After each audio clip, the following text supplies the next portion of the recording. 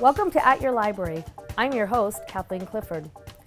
We've been talking a lot about the 2020 census that is getting ready to start on April 1st.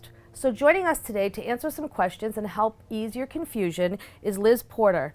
Liz is the Town of Groton Complete Count Committee Chair for this year's census. Welcome, Liz. Thanks, Kathleen. So we've been hearing that the census is coming, but a lot of people are unsure of what it is, why we have it, and what to do. So we're gonna ask you some really good questions and hope to alleviate some worries for people. So let's start with the easy one. What is the census?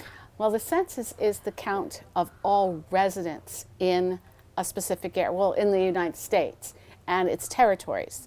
And it's very important because it's, first of all, you have to remember, this is not a counting of our citizenry. This is a count of everybody who lives here. And that way, it goes into planning for government so that we have monies available, programs available. It's all for planning over the next 10 years. Okay. So even if a child is born on Census Day, on April 1st, they're counted in the complete count. So it's really quite important for us to get a clear handle on how many residents are in our area. I think that's good. Okay. No, that's great. How long has the census existed? The census has been going on every 10 years since 1790, when Thomas Jefferson was the first census taker. He was the one that's in charge of the first census. And at that point, I think there was maybe 3 million residents in the United States. Okay. And now, as you know, what is it, New York City has at least that many, if not more. Now, you know, you said that it's residents that need to be counted. Right. So who should be counted in your home? Everybody who lives there. If you have a child, let's say that you are you're divorced and you have your child is 50% at one family and 50% at the other house, okay? Where you have to decide with your, your former spouse where they're going to be counted. Okay. Or you can just say, well, if they're here on April 1st, that's where I'm going to count them. Okay. Okay, so that's the big thing, is where do you reside April 1st? For example, if you're a college student and you're living away from home 90% of the time, you get counted in the town that your university is at. So if you're at Eastern, you're going to get counted at Willimantic. So basically, the information that's collected is for the day of April 1st. Right. So even if you fill it out after April 1st, they want you to answer it for April 1st. Right, exactly. So if a child's born on April 2nd. Well, that's the tricky part. The child born on April 2nd, the instructions say don't count them, which I don't understand. I think that's crazy. Right. But the thing is, they say as of April 1st, who is in your home. All right. So like if you have family members visiting from Italy, no, they don't get counted. So visitors don't count, residents. People Okay. are there more than 50% of the time of their life. Okay. Where do you sleep?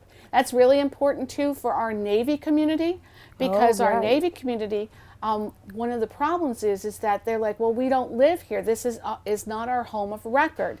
No, it's not. But it's the place that you're living and you get the services from that area that's really important. Okay. So I'll be doing some work with the Navy on March 26th. I'm going to the Ombudsman meeting to clarify that type of thing with all of them at the sub-base. So there are information around. That's great, especially our community. We are a military community. Oh, yes, I know. I'm a retired Navy wife, and my daughter is now a newly married Navy wife. So, all right, we don't want this to happen, but what happens if you're not counted? Well, what happens is, first of all, for the town, we lose money. And that's the big thing, is that this disperses like $60+ billion of federal funds out to all the communities in the country. Excuse me, but for every person not counted, the town loses $2,900 a year for 10 years. So if 35 people don't respond, aren't counted, that's about $1 million that we lose over the course of 10 years. $1 million for Right. for 29 people? For 35 35 people. Just 35. 2,900. 2,900 Wow, per a person year, a per year for times 10 years. Wow. I mean, think of where that money could go. Excellent. I know, mean, exactly. Our It federally funded programs. we have like Title I grants, we have Head Start, we have, oh my gosh, there's just a list of Social things. services, the seniors, and it's not, people need to realize that this isn't just for things for young people. No. This is things for every age. Absolutely, And every that's age. why. From the tiniest little resident to the oldest. Right. And people who are living in nursing homes, they're going to be counted in their nursing home where they're Okay. living. Great. People who are, like I say, if you're Navy, you're here. Okay. Even if you're a person who is living in this area from another country, but you're here for the duration. You know, let's say Oh. you've been transferred here, Okay. you work for Pfizer or something, and you've come here for 3 years. You're a resident in this area. For right. 3 years, and they'll so- use the services. Exactly. You know, you might not realize you're using them, but you are. You know, one of the things that I didn't realize when I took on this job was that our children get so much from the benefit from this. The hot lunch programs are federally funded. Yes. And it's like, I knew that. And here I am, the teacher of, retired teacher of Right. over 20 years, almost like 30. And it just never clicked. So if it didn't click to me, Right. I Imagine the want to people make that- sure, they don't people understand that this is really important. Excellent. Now, we introduced you as the chairman of the Complete Count Committee, and I know the goal for this census is to completely count everyone. Right. So why was a special committee formed for Well, this? for 2 reasons. First of all, the Lieutenant Governor, Susan Bisowitz, it's part of her mission to make sure that Connecticut doesn't lose out on the funding that it's due.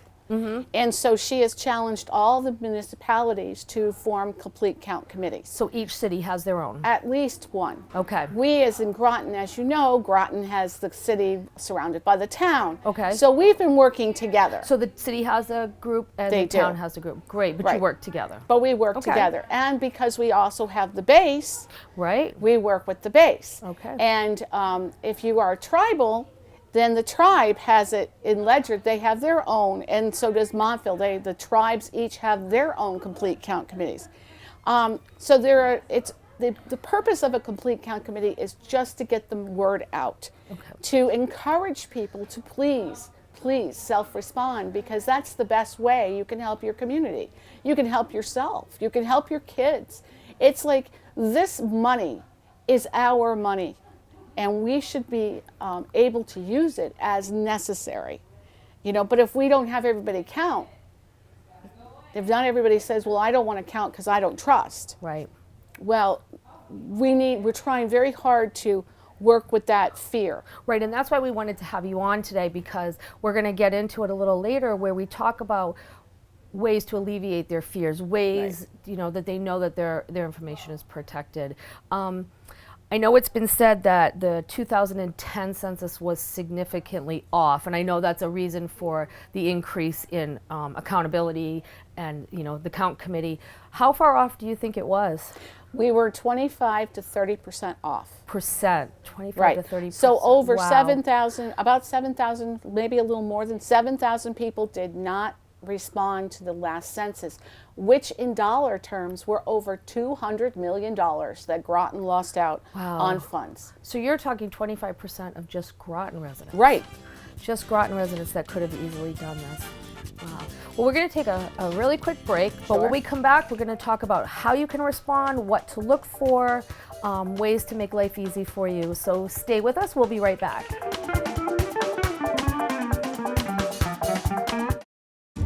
Can one girl in a small town, an architect in a major city, and a suburban high school coach shape the future of the United States?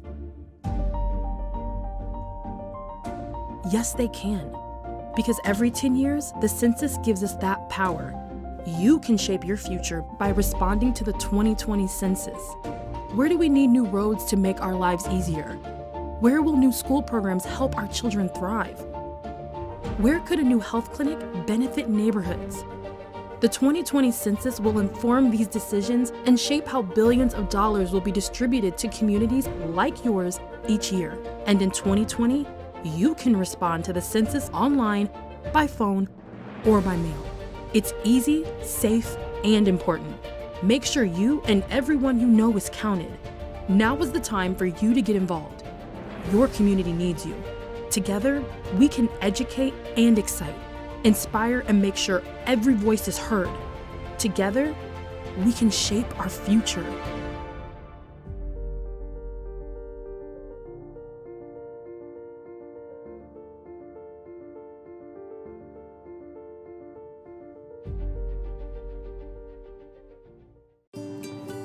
Hola, ¿sabes quién soy?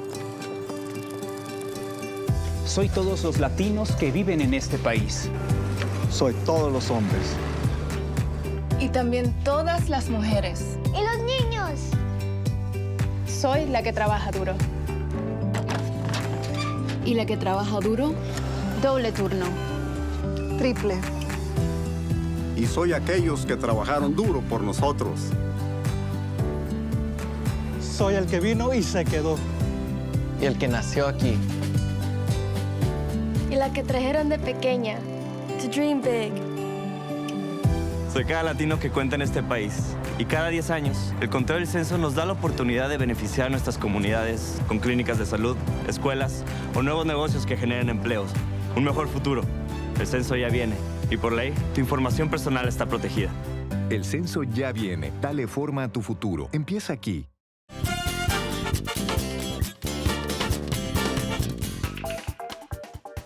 Welcome back to At Your Library. We're chatting today with Liz Porter, who is talking about the 2020 census.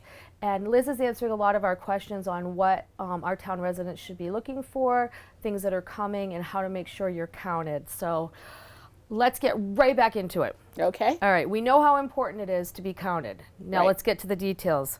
How do people take part in the census? Well, somewhere after March 12th, everybody's going to receive an invitation in the mail to respond. And on that invitation, it's going to be addressed to resident.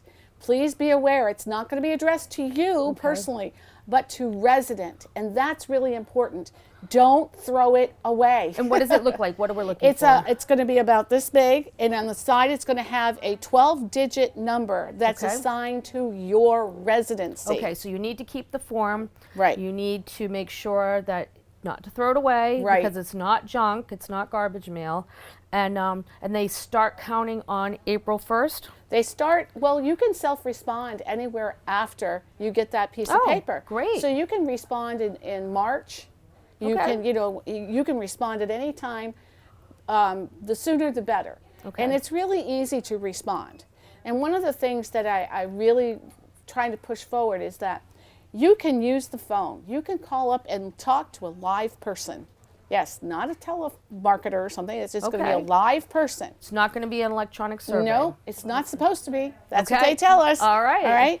And what's really important is on your invitation is a 12-digit number that is assigned to your resident address.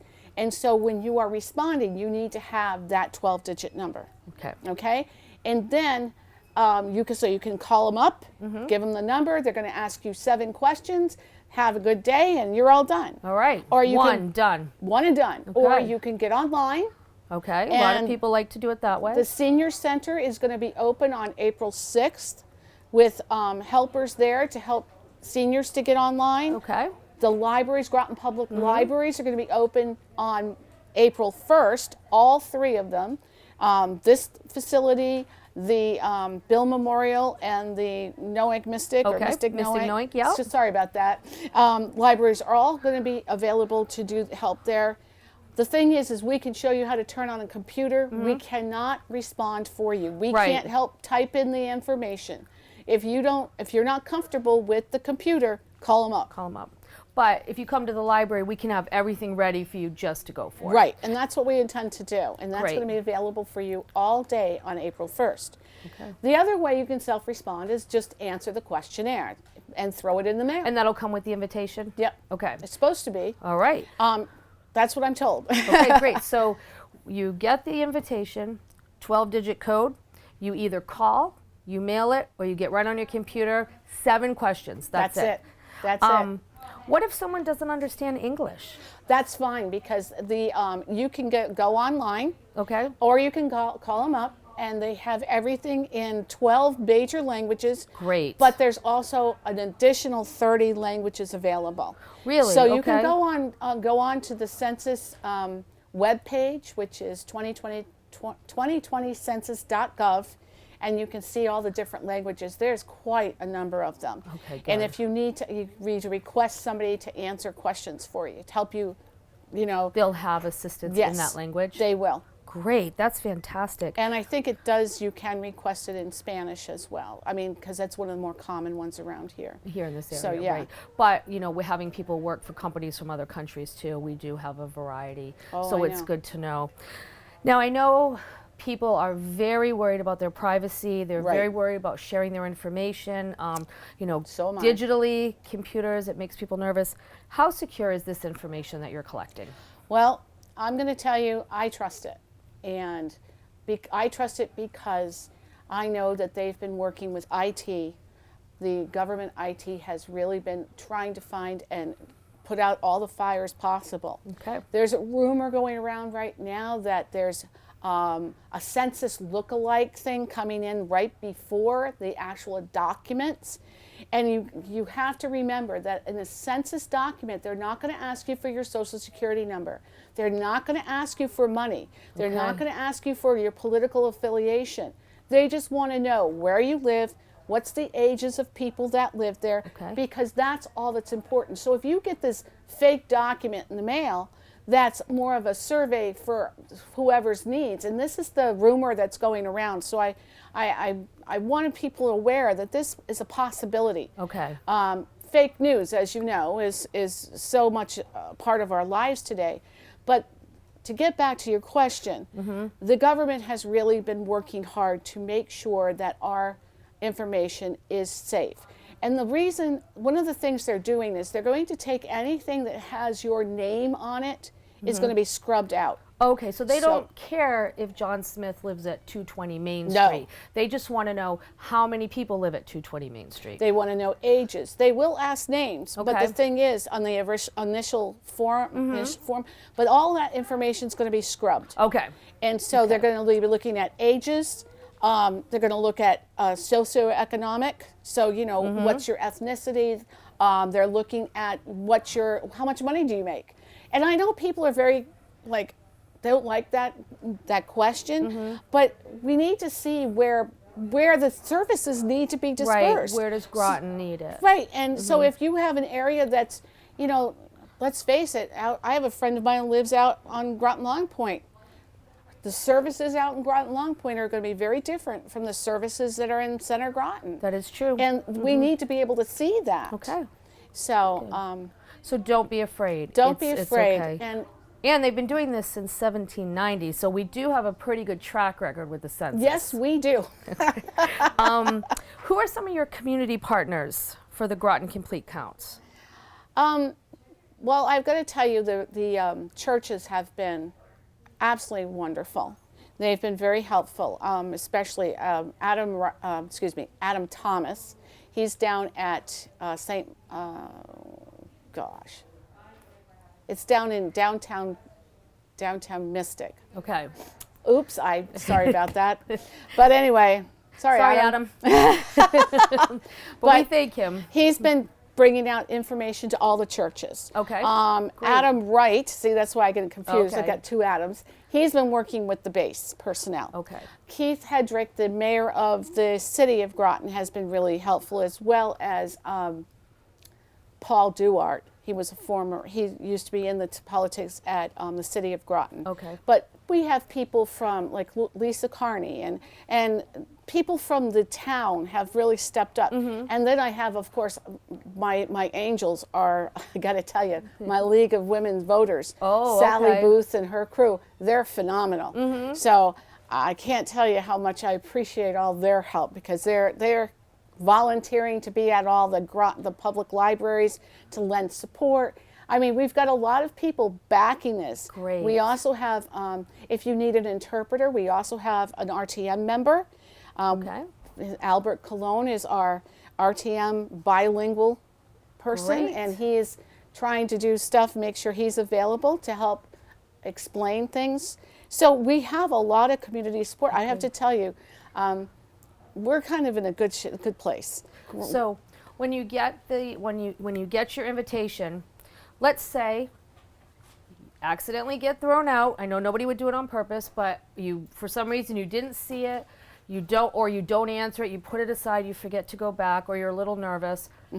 All right, what do you do next? What happens? Is someone going to come knock on my door and say, hey? Well, you can wait for that if you want to. And when will that happen?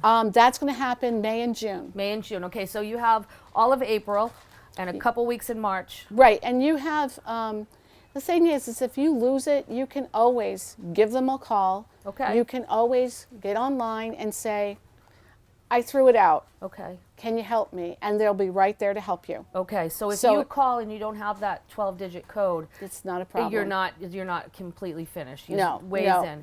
Okay, so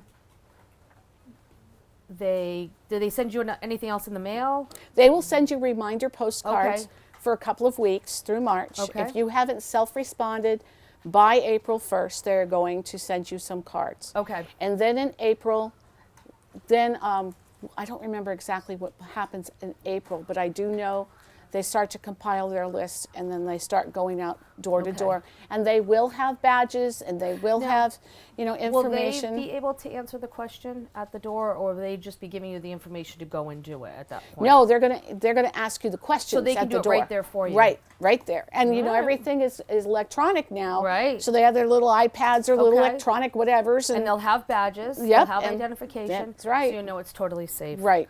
Great. Speaking of that, are there still opportunities to people to volunteer to be involved with the census? Absolutely. You can always come and help at the census meetings that we have. Okay. Especially like here at the libraries.